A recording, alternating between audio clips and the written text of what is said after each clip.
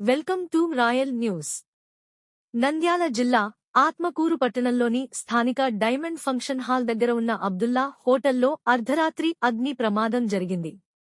ఈ ప్రమాదంలో హోటల్లోని కిరాణం సరుకులు, గ్రైండర్, కుర్చీలు, టేబుళ్లు, ఫర్నిచర్ మొత్తం కాలి బూడిదయ్యాయి.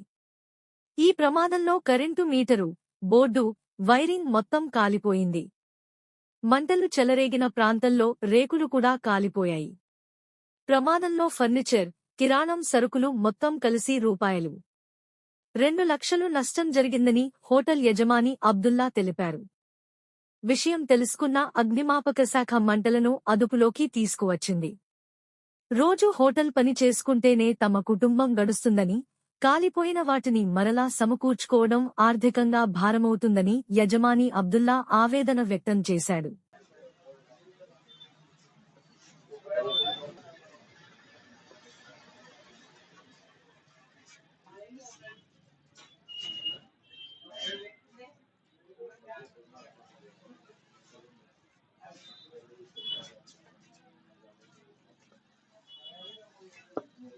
कमीशन का लाइन है क्या? सर आप उन्होंने को कंप्लेंट फाइल कर लेने का कर लियो ना। अल्लाह है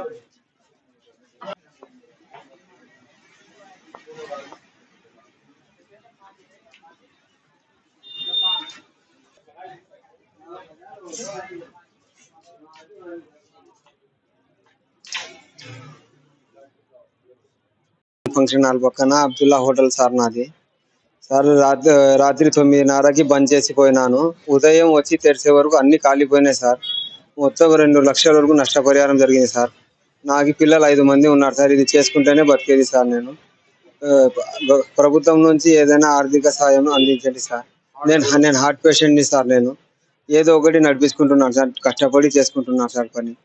దయచేసి ప్రభుత్వం నుంచి ఆదుకోండి సార్.